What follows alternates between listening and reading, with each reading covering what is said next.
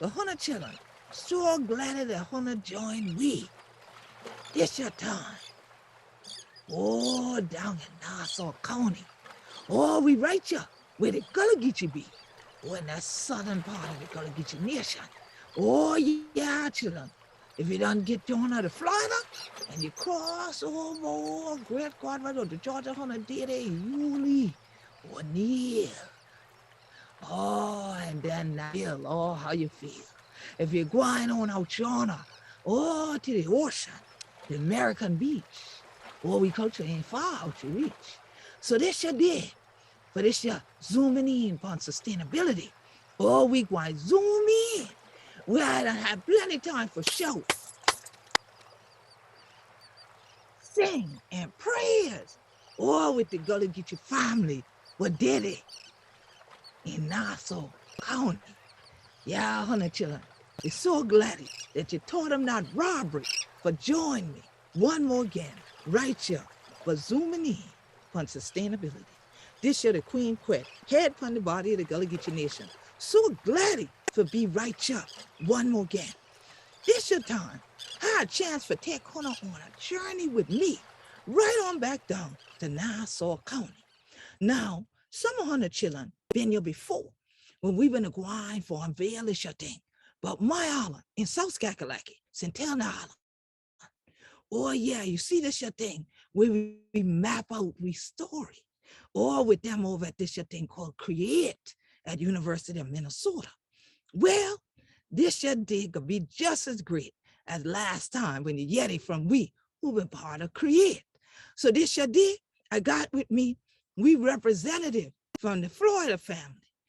Our Gullah Geechee Nation representative, Glenda Simmons-Jenkins, and my co-professor, sometime called the co-conspirator, all part of the Gullah Geechee Sustainability Think Tank, Dr. Derickson. So this your day, we want to take y'all with we as we map out this your story of Nassau County, Florida, you see. Before they come on in and we unveil this your thing for you, we going to take a moment of silence for all we ancestors that came in through Florida during that transatlantic slave trade. We will take a moment of silence for them what run from the Carolinas and Georgia. When the fight so, when they change up in name, then it start for now cracking teeth, call them Guadalanagizi or none of that thing, but call them Seminole, Black Seminole, Afro Seminole, Unconquerable, the who he be. Some of them the one will carve out the way. And when the trailblazer that carry down the freedom in Florida, you see. And rather us, for them one, like Brother Holmes, and oh, so much other one, who we done meet along the shoreline there in Florida, used to walk the dock, walk the port, and the family did it. Oh yeah, build them up. Build up Florida for true. But you don't always get forgetted that story for who they be and who we be until this your day when we can share on the journey. But first, let me take a moment of silence for all them who blaze this your trail, who walk that water for we. Ashe, Ashe, Ashe. So Representative Glenda Simmons-Jenkins, how Hunter to do what going on down in Florida and things like that. I know Hunter chilling to shout like I to shout and things like that, because great God, the prayer of the righteous availeth much. Ain't nobody had to run for no storm, and this your storm season most over wet. How Hunter to do? How Hunter be? I do well, Queen. It's a blessing to see you. Glad to be here. Glad to be a part of another zooming in. Yeah, so glad. It's so glad. So this your time. We to zoom in for see what Hunter chillin' been to do down there. I yet it said Hunter chillin' done map this your thing over in Nassau County. So tell me a little bit about that, because I know that way Hunter, without like they said, that way Hunter cut Hunter neighbor string and thing like that right there in Nassau County. Tell me a little bit about this your and this your journey of Nassau County and why make a story map. Total. Well, the journey here in Nassau County as you know very well, began nearly 20 years ago. And I've told this quite often, so I won't tell the full story. But it was a Sunday afternoon that I went to visit Marvin Betch on American Beach, the beach lady. And I met a woman, and she said, "Have you met the Chieftess of the Gullah Geechee Nation?" And I said, "No." And she said, "Well, baby, she just was in school and she just carried on." And I said, "Pleased to meet you."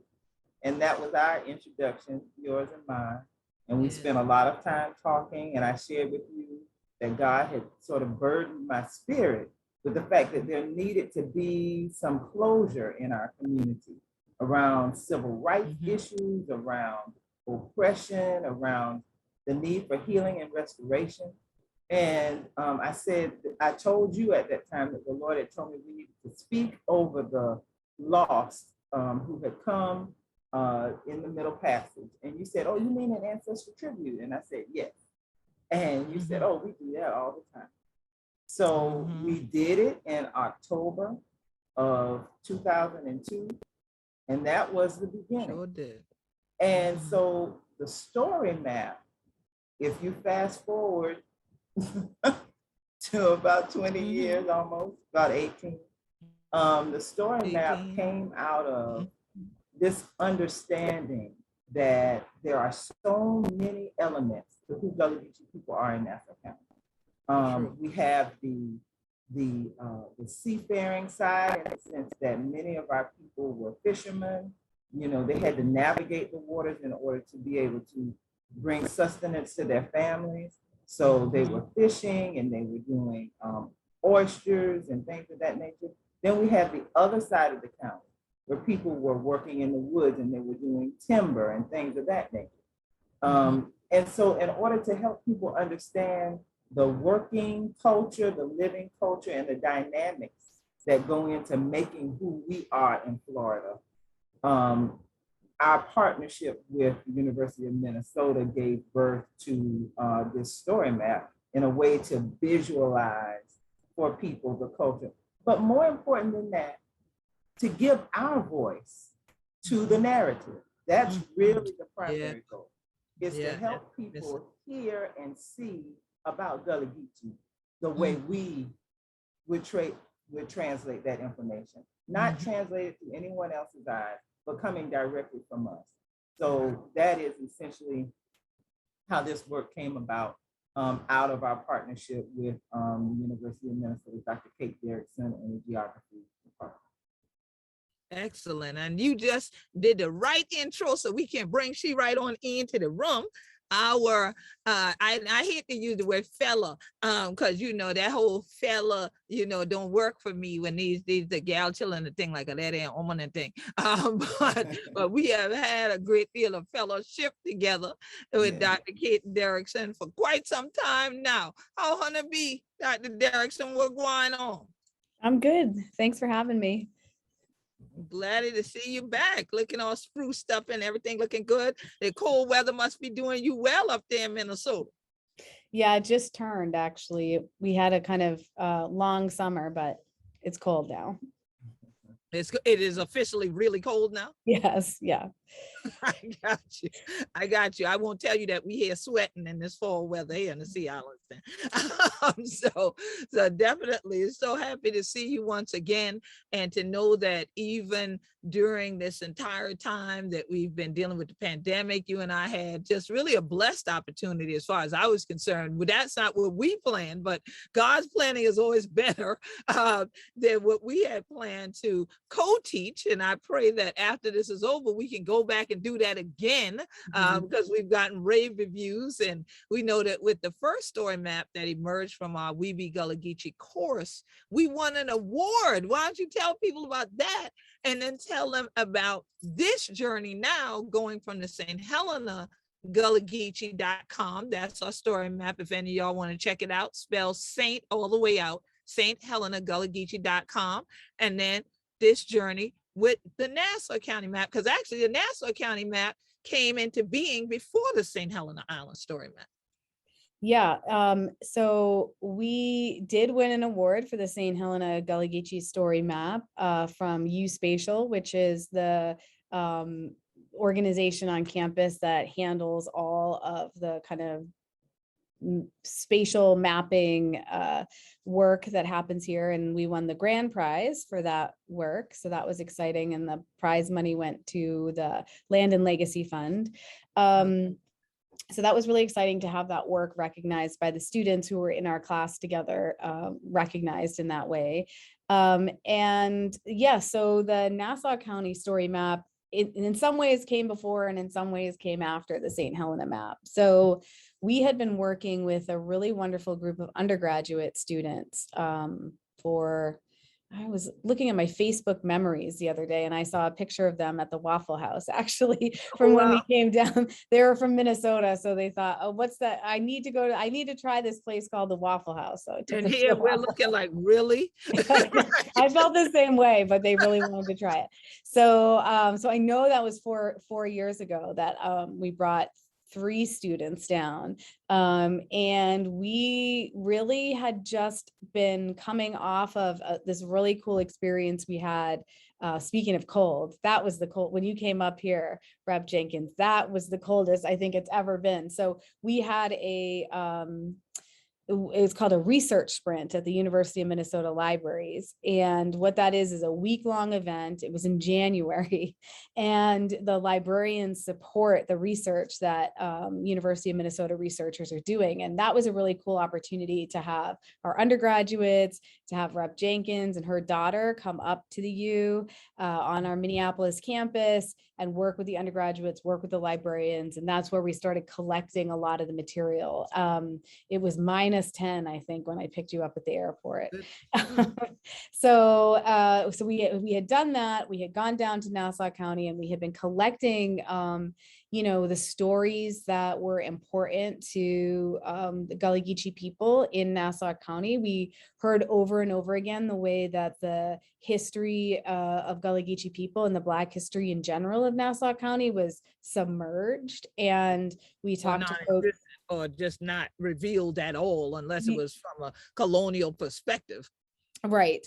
And so we were trying to think about ways that we could provide, use the university to provide the infrastructure to elevate that history in a public facing way. We didn't want to just, write an article for a history journal about this and put it behind a paywall for the ivory tower. We really wanted to create something that folks in Nassau County could engage with and share and then share all over the world. So we use the story map format, and these really wonderful undergrads put a lot of work into it. And then we, put it out into the universe. Rep Jenkins did a ton of work to work with the community to share it and to vet it and to fact check it. And then we put it out in the world and put it kind of, let it do its thing for a while. And then we did this really great class, Queen Quet and I did together, where some really top-notch PhD students really brought the work to a new level. We had this wonderful graphic designer who brought a really professional polish to the whole look and feel of it. We had some really wonderful map makers and researchers who just had, more experience and capacity than our wonderful undergraduates. And so they made the really, really prize-winning St. Helena GullahGeechee.com story map. And then they turned a subset of them turned their attention to the Nassau County one and really took what the undergraduates had started and really elevated it. So I'm just thrilled with what they've come up with. And maybe we should submit this one for a prize too. I think so. Definitely. You ain't mad, any Representative Glenda Simmons-Jenkins, you ain't mad if they could send a few dollars, we would. Not at all. I would not be mad. And let me chime in here to say that, before the students came on the scene, Dr. Derickson and I were a research team of 2. And as I often say, Dr. Derickson did not know what her research focus was going to be. She was just like, I'm here just trying to figure out what I'm going to focus on. Right. And Yeah. because I was like, well, do you have sort of a general idea? Well, it might Abstract be stuff. infrastructure displacement, so on and so forth. So Right. by the time the students came on the scene and sort of the story began to emerge, that's when she began to see things come together.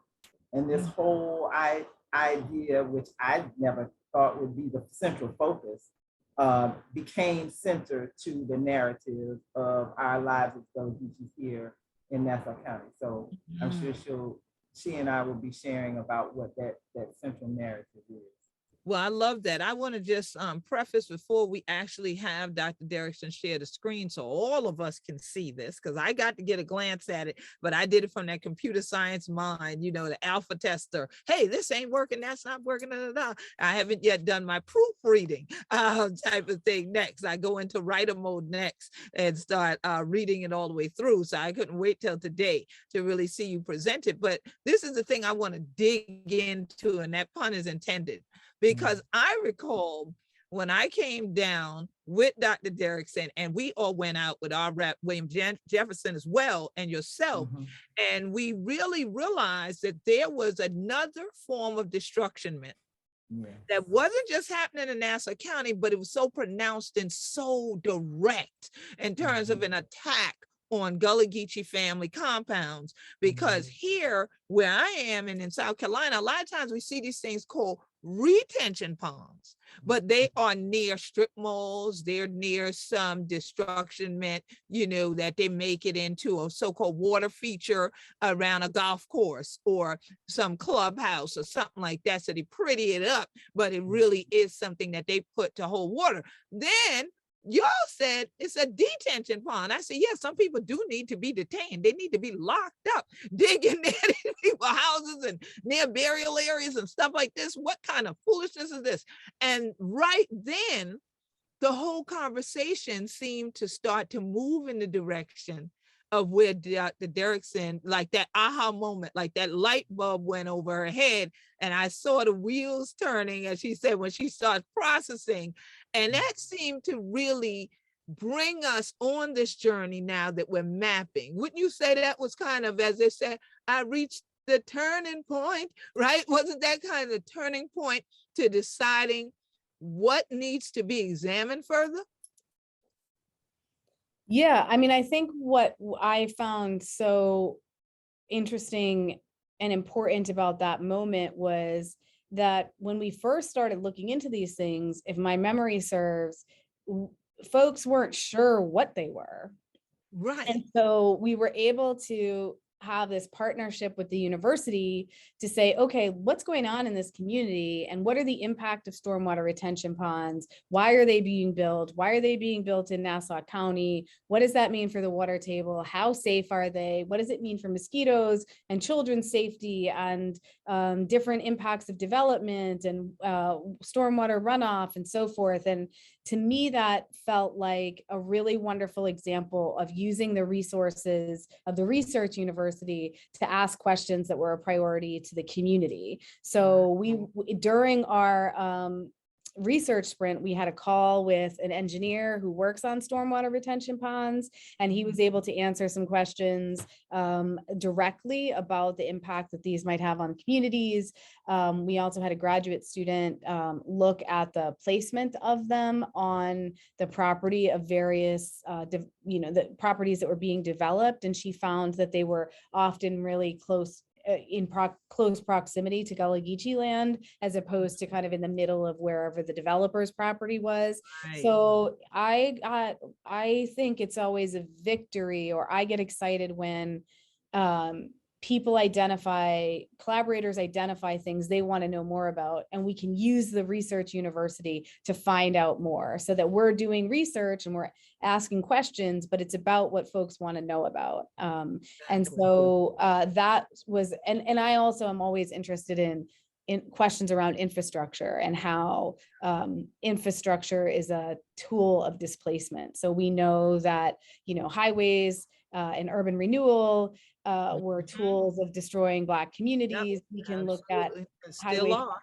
And Highway still are. 17 and all that's going on in Mount Pleasant and the And wide Highway 78 and Hilton Head that we're still dealing with right at this very moment.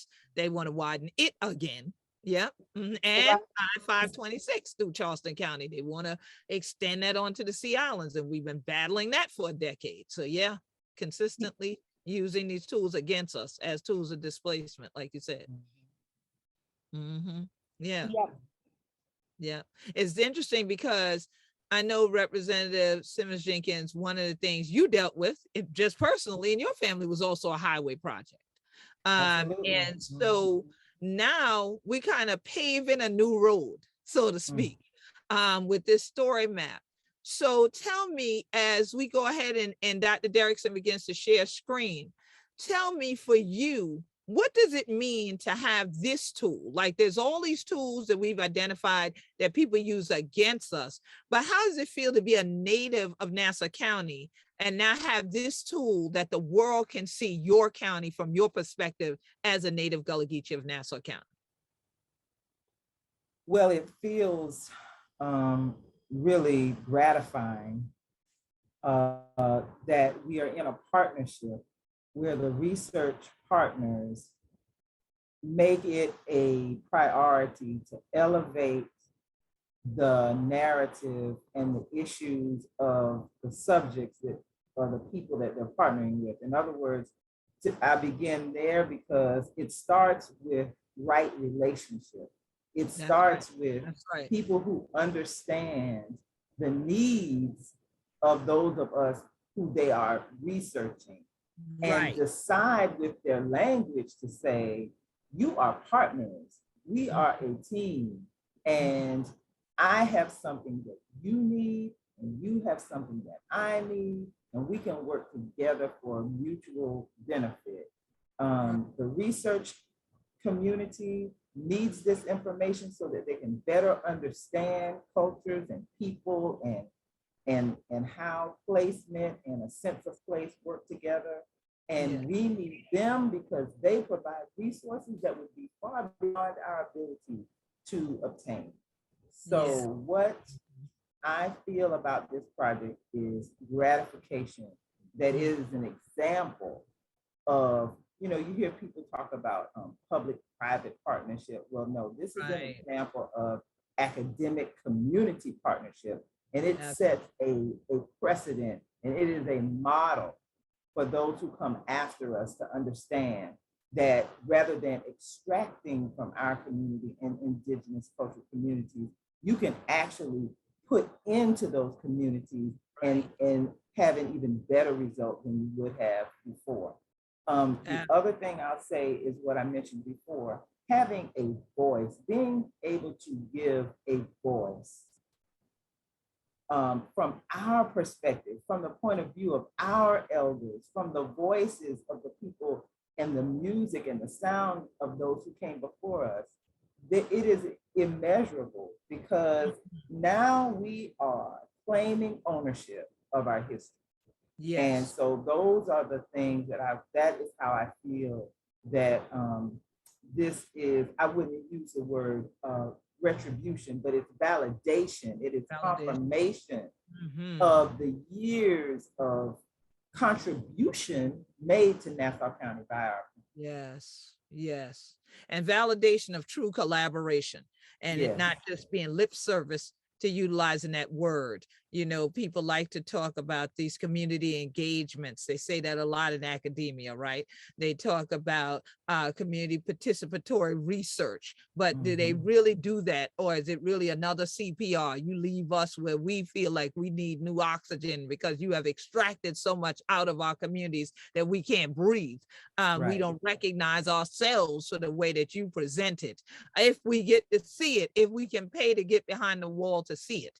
And so it is a blessing and just a wonderful opportunity to go from meeting Dr. Derickson at our Coastal Cultures Conference that we host annually with the Gullah Geechee Sustainability Think Tank to this moment.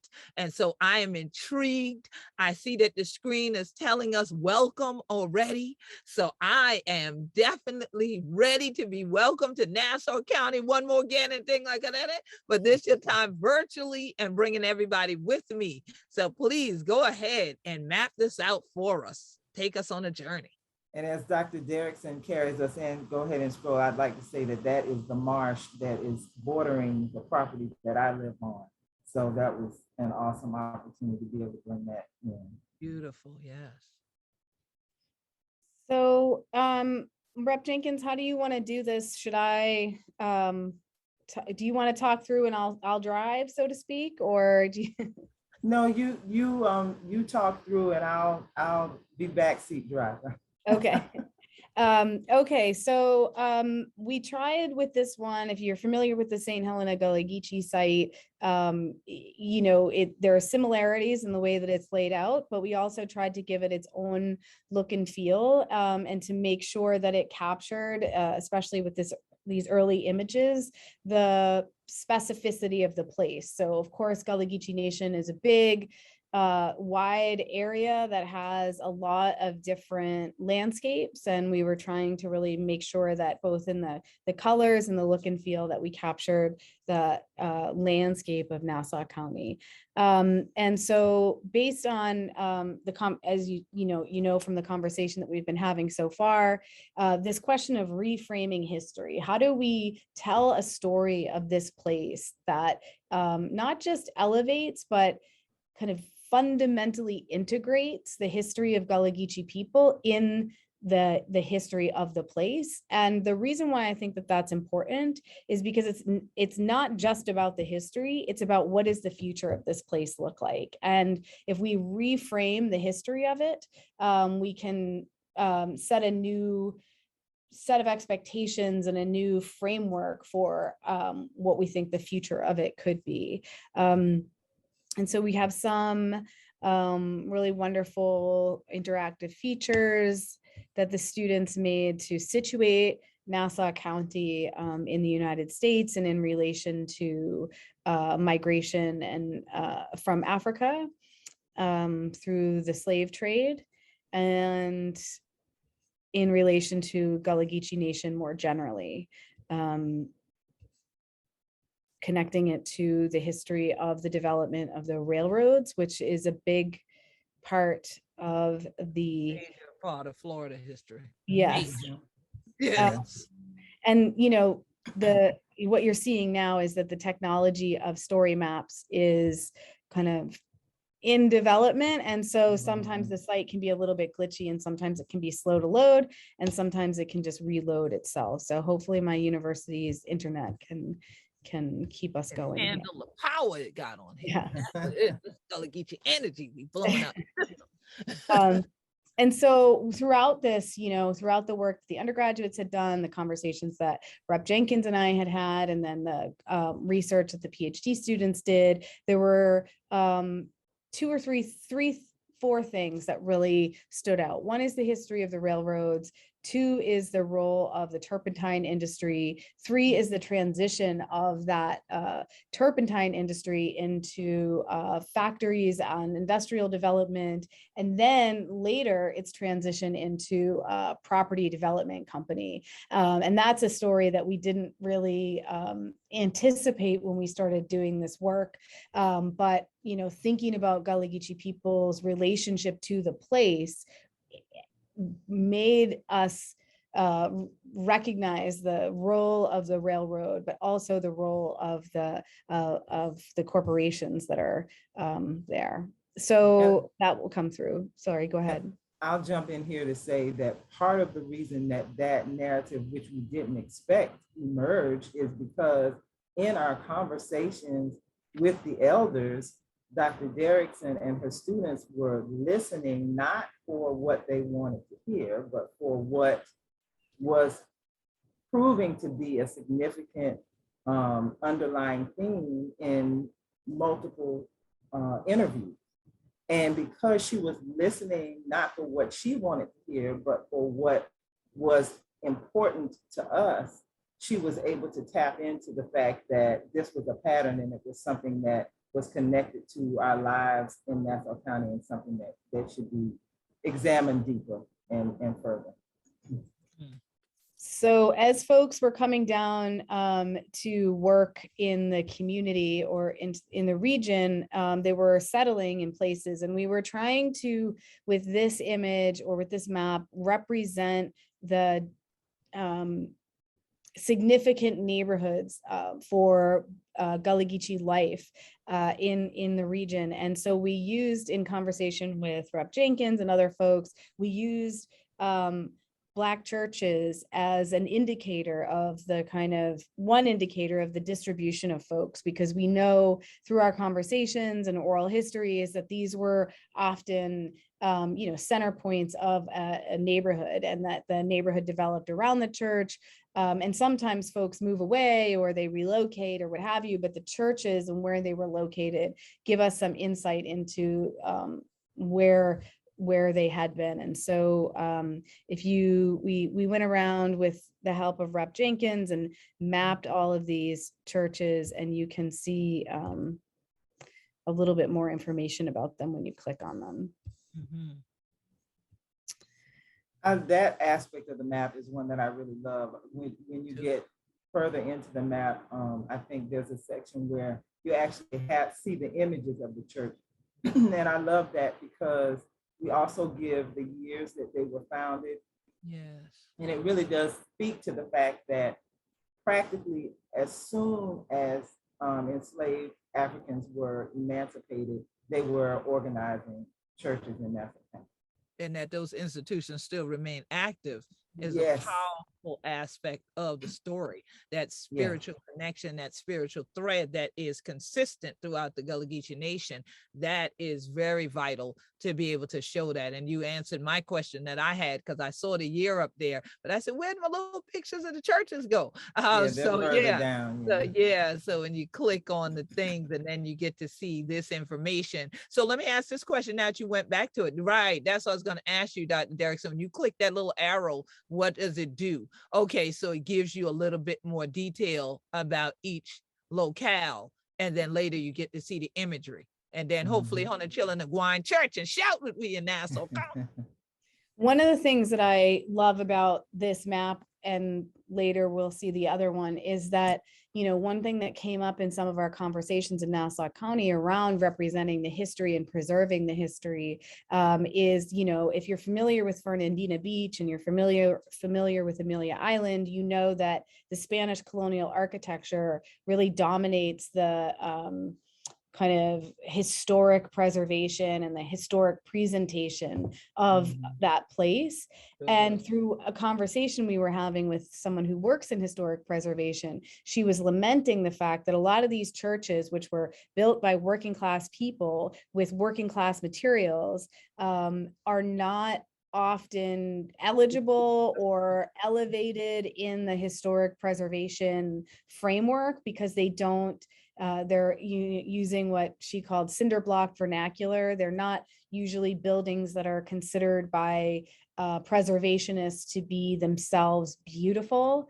And, she was sort of lamenting this to us, but it really made me feel the urgency of ensuring that, if the historic preservation community, such as it is, wasn't going to elevate this history by investing in these buildings, that this was another reason why this project and this work should make sure that we document and celebrate and elevate them. If we can't do it through historic preservation, then we can at least do it through something like this.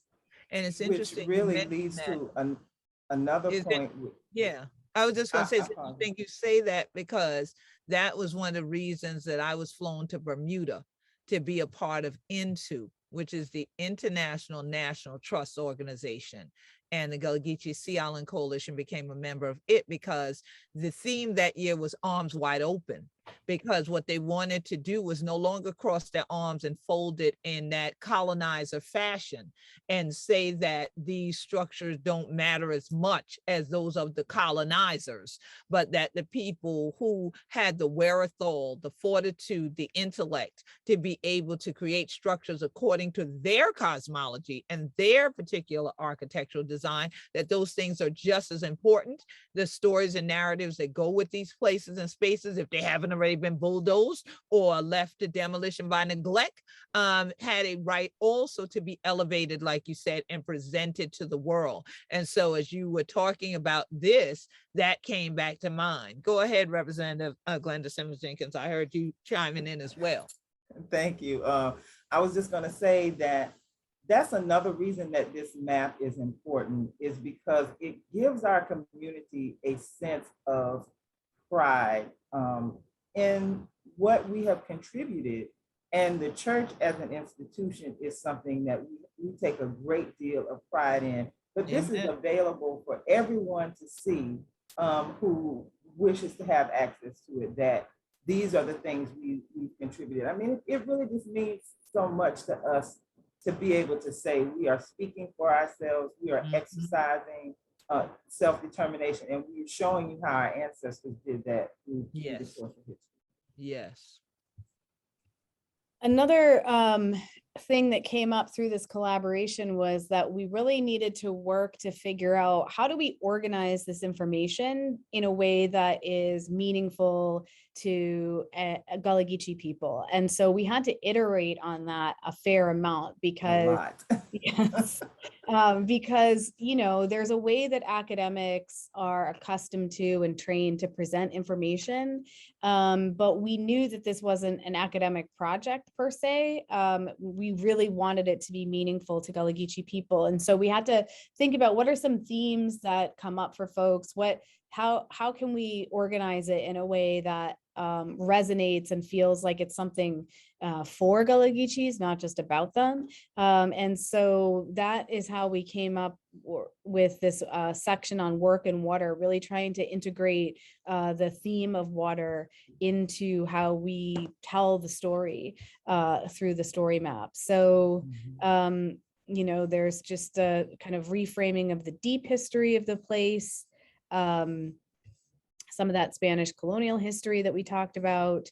And then we really got into the question of how did the land tenure and settlement patterns get established that we are still sort of contending with or still shaping the contemporary geographies of the county. And so we have all these kind of original source materials that the students collected and some information about that.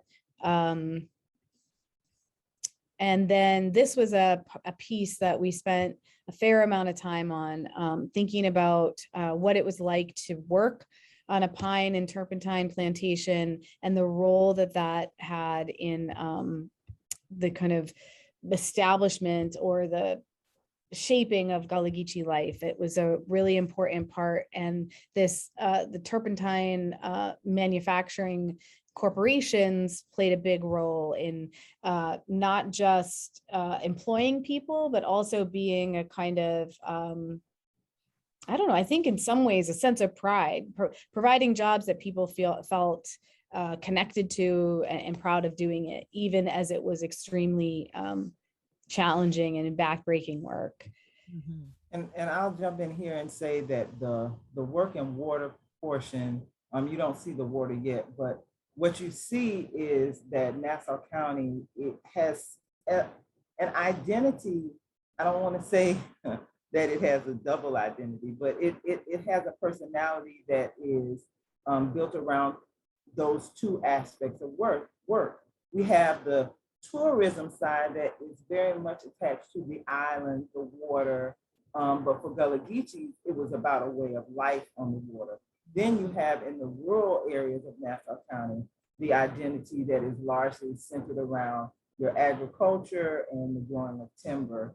And so we just wanted to show those distinct aspects of Nassau County's identity to help people understand how what that interplay is and how it impacts us as a culture. That's critical. So the company that came up as one of the industrial players in oh shoot, It did hopefully it again. It went away. did it again, yeah. Did it again. Was Ryanair. And again, people, you know, I think when the students and I first came down, the students were, I'm going to go this way and then go back up because I think that'll get us closer. Hold on, go ahead. The students were sort of, you know, really interested in a story of this company town, like Nassau County is a company town run by Ryanair. Ryanair was the largest and still is the largest landowner in the county. And I think what they learned through their conversations with folks is that it wasn't a simple black and white story, that people worked for this company and they worked in the company and they were, you know, sometimes in leadership roles in the company. And, you know, it wasn't, the story isn't one of like demonization. The story is one of being intertwined and the connection that the community had to the industry and the economy of the place. And I think one thing I really enjoyed as an instructor is watching the students learn that what might seem like a black and white story of like, you know, this company is extracting things from these people, to hear them, to watch them learn that people take pride in work and people felt like they were part of something, but also the ways that the company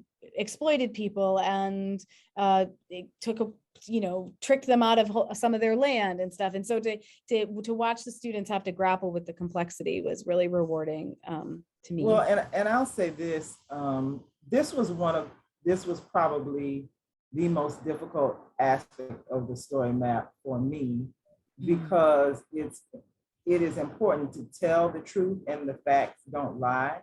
Right. It's also important to understand how telling that truth impacts your community. And so we have to acknowledge the truth, which is that the largest landowner in this county that has played a critical role in the livelihoods of our community has a very ambiguous relationship with the community, because on the one hand, it has played a role in us surviving, but on the other hand, it has also played a role in us losing things that are important to our culture. I've often had this understanding that the relationship between Gullah Geechees, Black people in general, and the larger society, what we consider the dominant white culture, is parental in some respects. So you see Gullah Geechees coming from North Carolina down to this area to work on land for the railroad and for the timber industry. And you see the people who own the land housing Gullah Geechee people, providing food in the form of a commissary, which might have been in addition to anything that they grew also on the property, but also providing the land where we worship and bury. So what happened when those private owners of this land then sell to this larger company? Everything that was originated in those areas is now becomes corporatized, and we become dependent on that corporation for our existence. So we come fast forward, our burial areas are still there. Yes, our churches are still there, and private homes that had to fight to make sure they could maintain ownership based on the metes and bounds of what the company said belonged to them are still there. So this is what made this aspect of the story map important to tell, but also difficult for the people who spoke about it and for those of us who are going to have to live with it as the story gets exposed and is told to the larger community. Mm-hmm. Yeah, and very much a juxtaposition when someone does go to sthelena-gullah-geechee.com versus when they come to this Nassau County map, and God willing, it'll be Nassau County Gullah-Geechee.com, that they will see, just like with this slider that's before on the screen now, you'll find yourself sliding from one element of a story to another in terms of the overall Gullah Geechee Nation and those communities that are the work towns, the places of employment, the places that became townships and cities and such, versus the rural area that folk call the country, you know, where we country cousin and things still got your teeth like this year and still a farm and things like that, still a pill hog and all that kind of thing. So you will see that juxtaposition of where you have a self-sufficient, self-sustaining community where the landowners are collectively series of families. They're all Gullah Geechee families. So you have a 10-acre compound next to a 20-acre compound next to a 40-acre compound. And then they go elsewhere to work. They go in the creek for work and things like that. And when we say we going on the farm, that meant we were working for someone else at a commercial farm. If you hear me say I going in the field, you know I'm working my fields that I own on my property. So it is a very interesting twist for me after decades of going southward to Florida, where the narrative I heard was they went for freedom, to actually realize that, well, were they totally free? Because it almost takes on a form like sharecropping, you know, in Florida, in terms of working there. People just don't call it that because we're talking about turpentine, right? Instead of talking about cotton. But it's almost a similar thing because, as you just said, the land ownership wasn't all in the hands of our people. Thank God that there were some of them who fought to say, no, we built this house here. We could keep this house here. We built this church here. We could keep this church here. And we people buried right here, and we still holding for them, and we ain't going to let them go.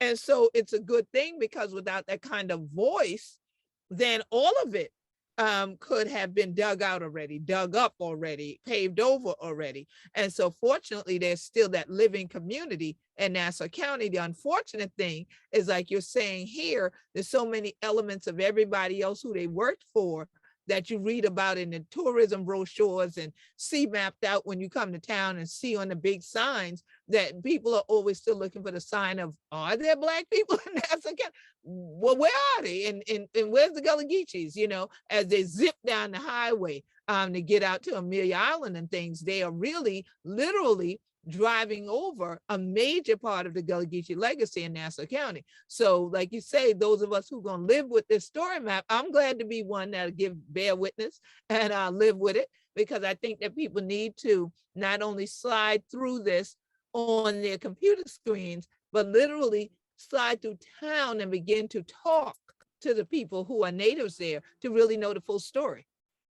And let me say that I think that I want to make this clear too for anyone who will watch this and needs to understand our relationship continues with this particular corporate entity, in that they are continuing to develop. We are continuing to be in the path of that development. And so while it can be said, all of the things that our relationship has been through the years, it continues to evolve, because we continue to be in a situation where, again, the places that we live and the places that we worship are the places where we worked and where we buried. And so our livelihoods are going to be intertwined. And the question is, will these industrial and commercial entities continue to disregard or put our culture on the back burner, or will they acknowledge that we exist and then decide to behave differently in how they interact with us? Right. And I think this will be a critical tool to educating them more about that, because to them, they probably just have no idea, no clue about there being this unique culture of the world that exists there. They're just thinking, oh, these were employees. I mean, okay, but now we doing this now. We ain't doing turpentine, so we building houses instead to make money. So what's the problem? So that's probably how they're looking at it. Where for us, yeah, there's a major problem because we can't allow you to destroy our community. We cannot allow destruction meant to just stand with no conversation, no dialogue, no pushback against that mechanism that you've used before. So it's a new era of time, and we need to address that definitely going forward. Go ahead.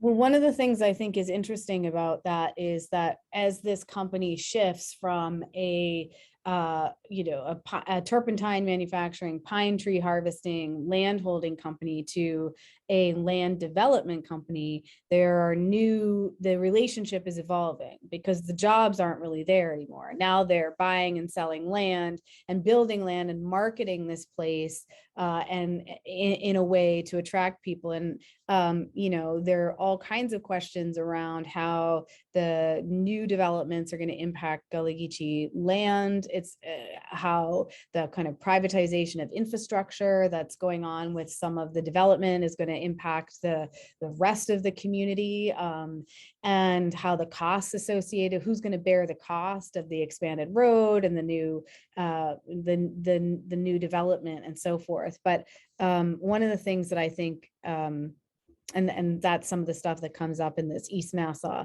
stewardship district dynamic.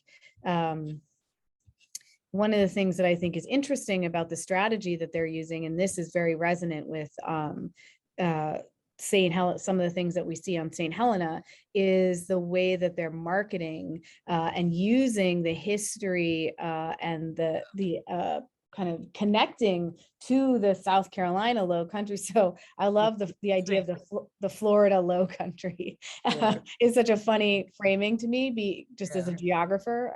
But so you see them introducing this term to evoke this kind of idea of a kind of connection of Florida to the kind of geography, really, of Gullah Geechee Nation more broadly. So it suggests to me that similar pattern that we would see, say, in like Mount Pleasant, of saying, like, we're going to widen this road, get rid of the basket stands, bulldoze this land, build new construction houses, and then name all the streets after basket styles. Right. Right, exactly. And name Geechee Road and even but then Geechee Plantation, like add the word plantation on it. Yeah. So they think now if you use Low Country, then that gives that idyllic feeling, just being under the Spanish moss, but it also it harkens back to the plantation aristocracy, really, so definitely. So the way that they design is intentional. Because you're also designing thoughts in people's minds. And renaming the place and kind of branding it in different ways, and changing the demography and the community in really, really profound ways. And using, I think, crucially, one of the things that came up in some of the conversations around the relationship between Gullah Geechee people and Ryanair is that, those folks made that wealth. They made Ryanair, and now it's being turned into something different and at cost, I think, both in terms of the relationship to the company, but the relationship to the land and the relationship to the community. And that's a kind of a rupture that we tried to attend to in this map.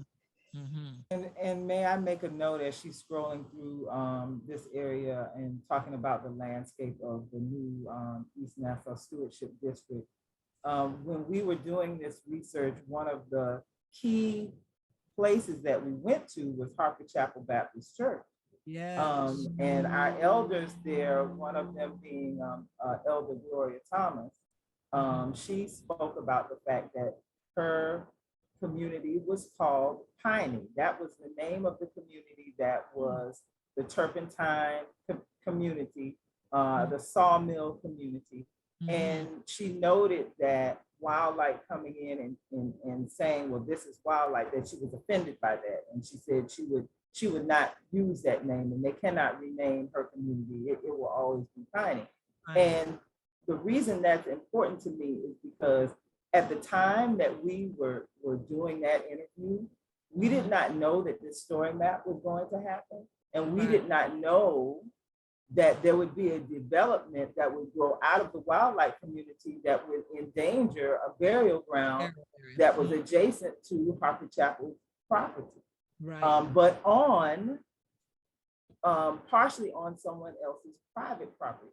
So now we see in real time these dynamics and power dynamics, as Kate calls them, playing themselves out. And so it validates again the fact that this is, just like we're a living culture, this issue is an ongoing issue. The dynamics here continue to reverberate and will for the next generation. Absolutely. I love these sliders, again, just as a geographer. So you can see this, the location of the Harper Chapel where we did that interview. And then you can see how much the area has changed around it. And I think this road widening and this new infrastructure here has been really disruptive for folks there. Yeah, go back up real quick, Dr. Derickson. That is State Road 200 is running horizontally, and Interstate 95 is vertical. So you can see that the same dynamics with interstates coming through our community is being played out, because near interstate is always going to be increased development, which is always going to lead to displacement. Yes. And one of the side effects, or another piece of less visible infrastructure that we were talking about at the beginning, is this development of stormwater retention ponds. So of course, as you build highways and as you pave over wetlands and marsh and things like that, you have less places for the water to go when it rains. And we know that one of the effects of climate change is intensified rain events. And so you have more water and fewer places for it to go. And so when you have a low water table like you do in Nassau County, you have to build these retention ponds so that you don't have flooding, but you can't build them deep because you can't go down too low. And so you have these retention ponds to collect stormwater that are big. They take up a lot of space. And so we looked at where they are, and we looked at the relationship between the location of stormwater retention ponds and the African-American population. And, this isn't a perfect correlation in the sense that folks tend to be concentrated in places that are near businesses and so forth. So we're not suggesting that they're putting them intentionally necessarily in majority Black neighborhoods, but we're saying that they are impacting Black communities because they're being located close to them. Dr. Derickson, I would make this point, and this is me saying it, of course, and not putting words in your mouth. While we may not be saying that it is intentional, I don't know that it is not. I think what we're saying is we are looking at the possibility that it is intentional, because one thing that we do know is that property owned by Gullah Geechees, whether it is around commercial or not, is valued at a lower assessment than property owned by non-Gullah Geechees. And we also know that even though we may be taxed at a rate that is impacted by the commercial around us, we don't see that in sales values and things of that nature. So if you are looking to purchase property for infrastructure, you are intentionally going to look for the least resistance. The least expensive. So I will say that in that respect, it is intentional. Yeah, excellent point. And to that point, I would also mention something that it evolved during the first iteration of this mapping, when you brought in the economist that wrote the outstanding paper that's on the CREATE website at University of Minnesota, concerning the fact that there is still a higher value to Gullah Geechees to maintain their land ownership than to sell their land. And I think that that's something that we need to emphasize, because I'm a mathematician, as y'all know, and so I know how people can skew numbers in favor or against you. And so if you are not well aware of the true wealth that you have, someone can attempt to tell you that it is of less value. But like they say, one man, a woman's junk is another man, a woman's treasure. So to them, our land is only worth the fact that it is a cheaper part of their project acquisition costs, and they can turn it into a pit that can collect water and sewage and runoff and whatever else. Where for us, the value is maintaining that land ownership allows you to then own your land, farm your land, have herbs on your land, live on your land. There is no real value you can have on having a high quality of life that's stress-free, knowing that you live on something that there's no mortgage on and there's nothing but family there, and it's a pleasant place. So that is the thing. There is no cost benefits analysis that calculates cultural heritage.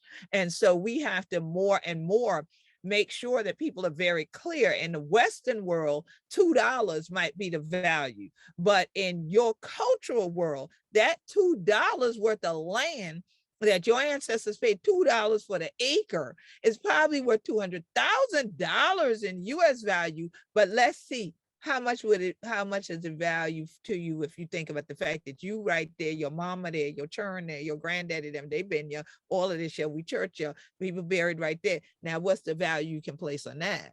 There is nothing that you can do to tell me that that benefit doesn't outweigh the cost of you selling out and then thinking that you can live somewhere else. Because I guarantee you, whatever they pay you for that land, you'll never be able to buy a home and property along this Gullah Geechee Nation coast for what they are offering you to take that acre away from you. So people have to recognize that. And I definitely encourage people to go to the link at the Create site at University of Minnesota and be able to download that paper and share it with families.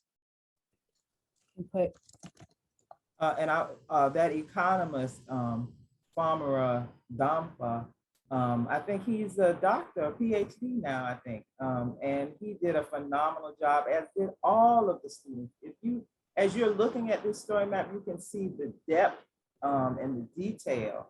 And the map that she just scrolled past, that was showing you the waterfront on Amelia Island, Fernandina Beach. So you get to see these dynamics, physically laid out maps for you. So even though you can't be here in Nassau County, you can have some context for what our experience is.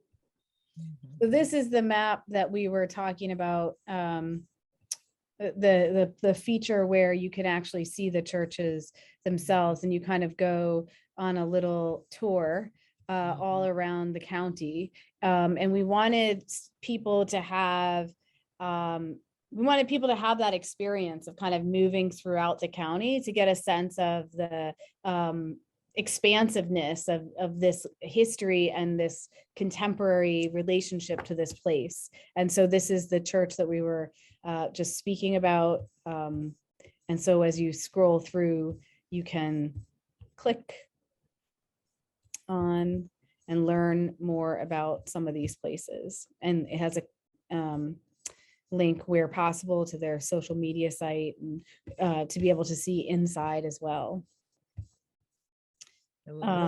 Y'all can see inside because y'all need to go to church, get right with God. That's just my little plug for the Lord. So definitely that's another aspect. So I'm so happy that this remained, and it really, we have done so many libation ceremonies, and I've delivered the message at so many of these churches, but it still is amazing now to actually look at them on a map. And like you said, to see the expanse of them and to really realize how large Nassau County is, and especially how many of our communities keep that spirituality still elevated and going out throughout the marshes and along the creek shore and everything. So definitely, yeah, the community and the land is vital. And this is, so I think this is a photograph from that time you were speaking about, Queen, where with Rep. Jefferson and Rep. Jenkins and you and I think that's all who was there, went and saw the extent of the destruction that happens to build these stormwater retention ponds. And so we talk in this section about the various land tenure dynamics that are at work that are specific to Gullah Geechee people and to this region. And we have a number of different stories about families' relationships to the land and to the place, and how in some cases they almost lost it, in some places they got it back, and the real work that people did to keep this land in their family, and the kind of roadblocks that are thrown up in their way. And, you know, as a white person from New England, I feel like that is what really comes through for me every time I talk with Gullah Geechee people about land tenure, is the kind of challenges that folks face just to holding on to something that's been paid for in full. And I think that that dynamic is something, as a kind of collaborator, I really want to emphasize, is that you have to actively try to keep it. You know, and it's not that you have to actively try to get rid of it. It's like you have to protect it and keep it, and do all kinds of work to hold on to it. And that holding on, I think before I started doing this work, I thought was about coming up with the money to pay the taxes. And what these stories illustrate is it's so much more than that. It's holding on to it so that the government can't take it, holding on to it so people don't steal it, holding on to it so the surveyor who's in the pocket of the person who lives next door doesn't and take part of your land and give it to somebody else. So people don't take it from adverse possession, all these kinds of things. I mean, I think those stories really come through to some extent here. And just the work that folks do to hold on to it is really important to pay attention to. And we tried to capture it here as well. Here's Rep. Jenkins' family's land and some of the stories around that. And the challenges there in terms of holding on to the land, and the role of zoning and commercial development. I always think about too these cinder block vernacular structures just clinging on. They always feel to me like they're just, they're like right next to this enormous road and this enormous Lowe's and there's all this infrastructure around it. And the buildings themselves sometimes give me the feeling of like holding on, Yes. But even now, even the story map is working in our favor, because it went right back to the tree. Ye shall be a tree planted by the rivers of the water. Ye shall not be moved. So we still ain't moving in spite of all of that. The roots run deep. We're holding on. And then, one of the things that I enjoy about this collaboration and the way that we always start with history and end with the present and the future is that this work ties in not just kind of Gullah Geechee people as like a historical relic for the museum, but living, breathing people who are making their lives and making Nassau County what it is, and who are going to shape what it will be in the future. And so just like in the St. Helena story map, we also have this one here that highlights some of the folks. And I don't know why it isn't working. I'm blaming my computer for not doing, oh, here we go.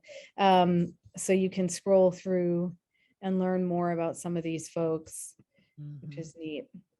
And support some of their businesses and organizations as well. Awesome.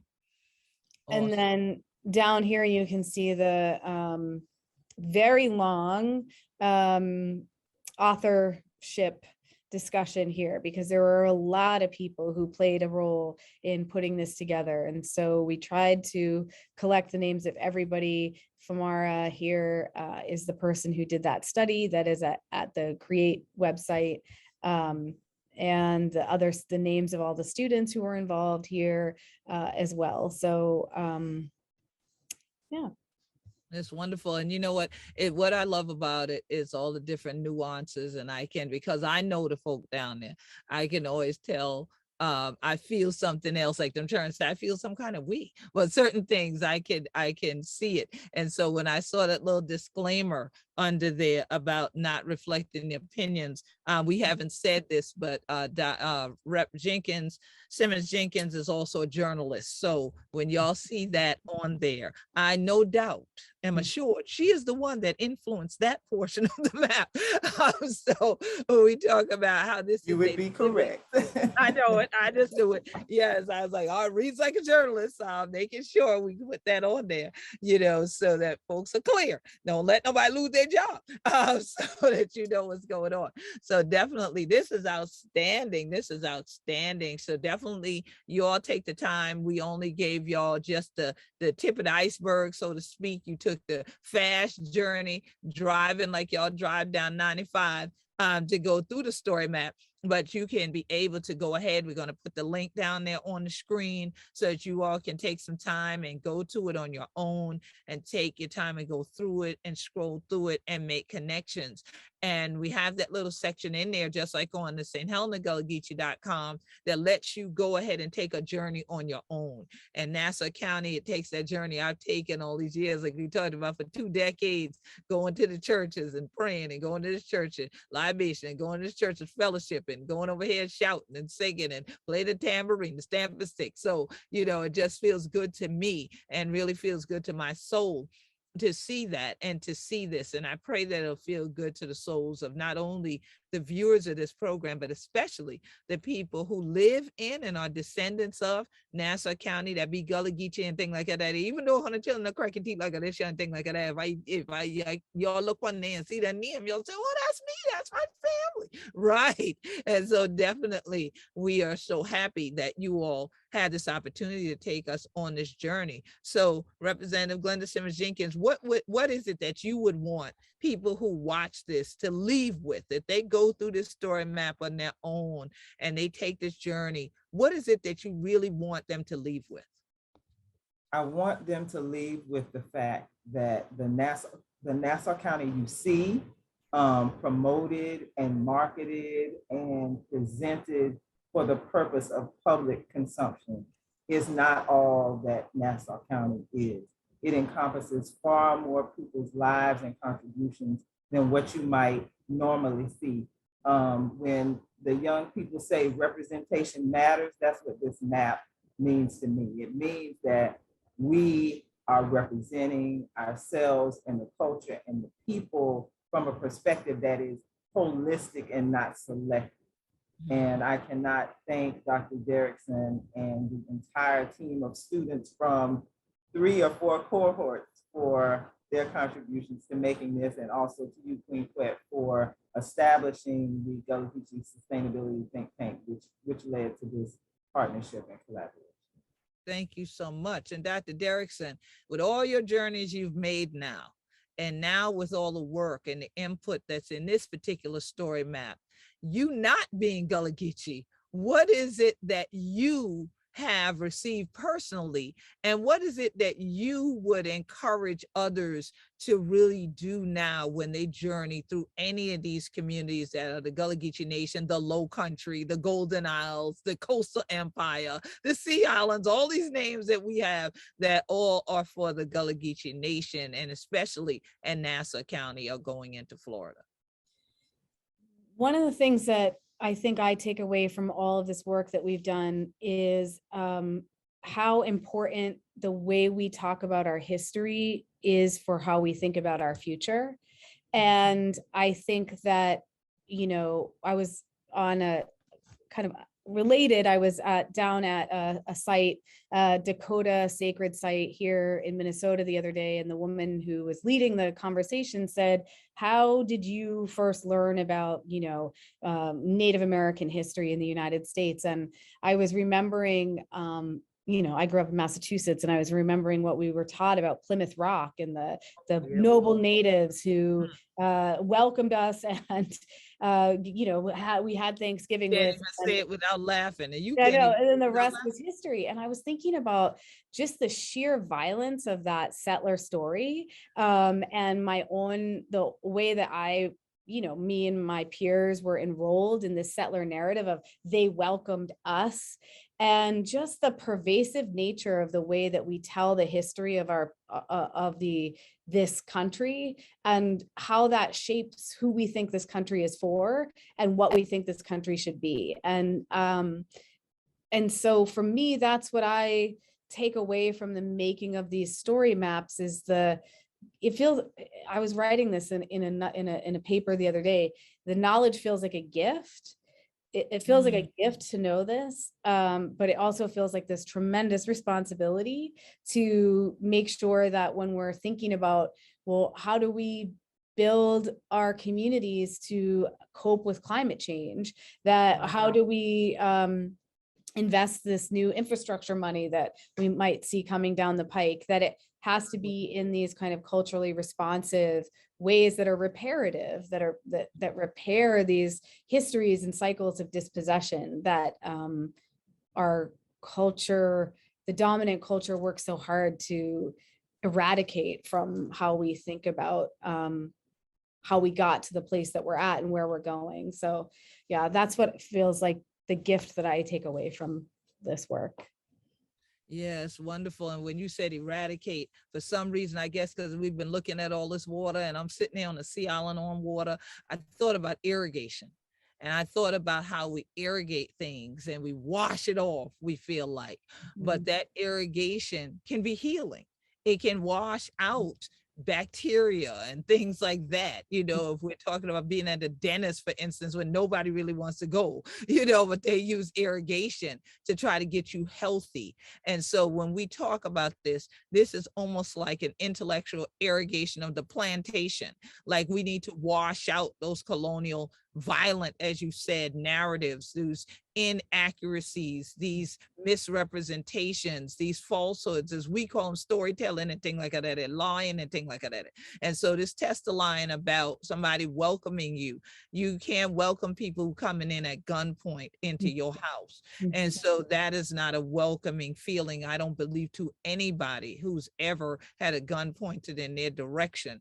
And so this is the thing that's left out of those stories to make them more palatable and to make people have what now we know is cognitive dissonance about even as such a discussion at all. Like, how dare you all say that? And so then to say, well, what do you want me to do?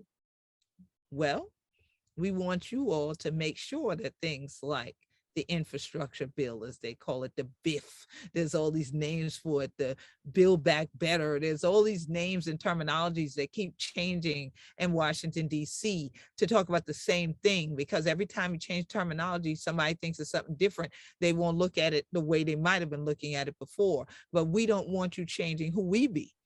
We want you to irrigate your mind of any pollutants that said to you that Gullah Geechee culture was gone, that Gullah Geechee culture never really existed, that Gullah Geechee is a myth, that Gullah Geechee is in Florida. There are no Gullah Geechees in Florida. We need you to irrigate your minds. We need you to wash that out. We need to get those pollutants out. We don't want them to be detained or retained. We want them to be gone. We want them to spill off into the bioswales and the marsh and the rain gardens and let them be cleansed of all the toxins, and then come back onto the shore with us, so you can yeti from who we be.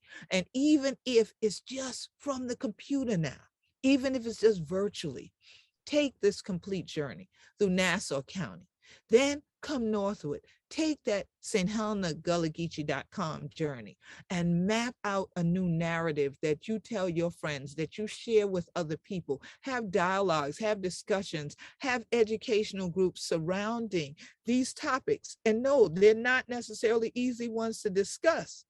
I hear you already saying that. I see your mind. I'm reading your mind as you watch me.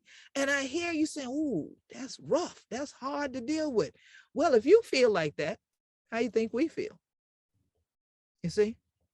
So if this is part of the narrative of our story, but we still write you for tell them, the all on her chilla. We want you to be able to do this your thing with we too. That's why we had this your show called Zooming In on Sustainability, so that you can see how you can sustain all of this for and with we who be Gullah Geechee. So Representative Glenda Simmons-Jenkins, since this is all about Nassau County, I could give you some final word for say to the people before we close out this year part of the journey. I am so grateful that this project has done such a phenomenal job of representing Gullah Geechee people in Nassau County, Florida, so that we can continue to help spread the need to be supported and the urgency that we keep our land, so that we keep our culture, and so that the next generation will also understand who Gullah Geechee people be. For true. And thank you, Dr. Derickson. Thank you, everybody at Create. Thank you to my whole University of Minnesota family. Y'all put on some sweaters for me and throw them scarf around your neck. I know it's getting cold up there and things like that and all of that. And I pray to be back on the campus with Hunter Chillin soon. But Hunter Chillin, if y'all want Yeti some more, of these conversations about who we be and how to do some sustainability and true community collaboration, make sure you follow GullahGeecheeNation.com, follow Gullah Geechee Nation on Facebook. You can also follow the Gullah Geechee Cultural Heritage Committee of Northeast Florida on Facebook. Follow at Gullah Geechee on Twitter and on Instagram. And guess what? Hunter Chillin, we the tick in the talk now. We got Gullah Geechee Nation on TikTok, and you can follow me, Queen Quet, on Clubhouse. All right. And so definitely I'm on there, and you can go to queenquet.com and try to keep up with me as I take you on some other journeys. And you can also view them on gullahgeechee.tv. But for homework, we definitely encourage you to purchase our book, We Be Gullah Geechee, Cultural Capital and Collaboration Anthology, because you've heard us say a lot of things that y'all in academia could do to actually truly work with the community, resource the community, and have a positive journey. And we lay it all out in that anthology for you on how you can do this too. So please make sure to go to gullahgeechee.biz, gullahgeechee.biz, get We Be Gullah Geechee, and you know who we be. We be Gullah Geechee anointed people. Thank you for tuning in for this Nassau County journey. Peace, love, blessings, and safety.